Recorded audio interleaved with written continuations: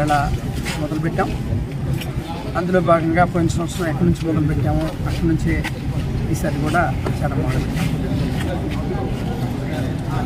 పోయినసారి నందిగామలో తిరిగేటప్పుడు ఈ రాష్ట్ర నాయకులు, వైఎస్ఆర్ కాంగ్రెస్ పార్టీ నాయకులు జగన్మోహన్ రెడ్డి గారు ఏం చెప్పారు, ఏం చేశారు, అలాగే నందిగామకి శాసనసభ్యుడిగా నేనేం చేశాను, ఇవన్నీ చూసి పోయినసారి మీరు అవకాశం ఇచ్చారు, మీకు మేలు జరిగిందని భావిస్తే సమర్థవంతమైనటువంటి పనులు కానీ పరిపాలన కానీ నేను కానీ రాష్ట్ర ముఖ్యమంత్రిగా జగన్మోహన్ రెడ్డి గారు కానీ ఇచ్చారని భావిస్తే, మీకు మేలు చేశామని భావిస్తే ఖచ్చితంగా మళ్ళా మాకు మద్దతు తెలపమంటున్నాం, ప్రజల్ని ఆశీర్వదించమని చెప్తున్నాం.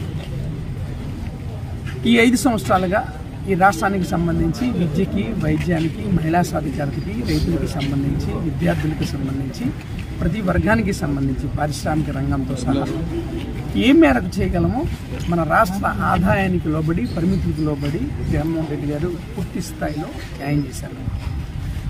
మేనిఫెస్టోని 99% పూర్తి చేశారు. ఈ క్రమంలో రాజకీయాలు అనేవి ప్రజాసేవకే తప్ప అధికారాన్నో దర్పాన్నో ప్రదర్శించడానికి, హోదాను ప్రదర్శించడానికి కాదు. ప్రజలకు మేలు చేయాలి, సేవ చేయాలి. ప్రజాప్రతినిధులు అంటే ప్రజాసేవ అని పూర్తిగా సమర్థవంతమైన నిర్వచనానికి ఒక ఉదాహరణగా నిలబెట్టినటువంటి వ్యక్తి జగన్మోహన్ రెడ్డి గారు. కాబట్టి అదే బాటలో మేము ప్రయాణం చేశాం. కాబట్టి మేము పాజిటివ్ దృక్పథంతో ఎన్నికల ప్రచారాన్ని తెరలేపాం. పాజిటివ్గానే ఉన్నాం. అదేంటంటే మేలు జరిగితే మమ్మల్ని ఆశీర్వదించింది, నందిగామ మారిందని మీరు భావిస్తే, ఇంకా మరింతగా మేము చేయగలమని భావిస్తే మాకు మద్దతు ఇవ్వమని మీ పార్టీలు ఏకమైన ఖచ్చితంగా ప్రజల ఆశీర్వాదంతో మద్దతు మళ్ళా జగన్మోహన్ రెడ్డి గారి ప్రభుత్వం వస్తుంది.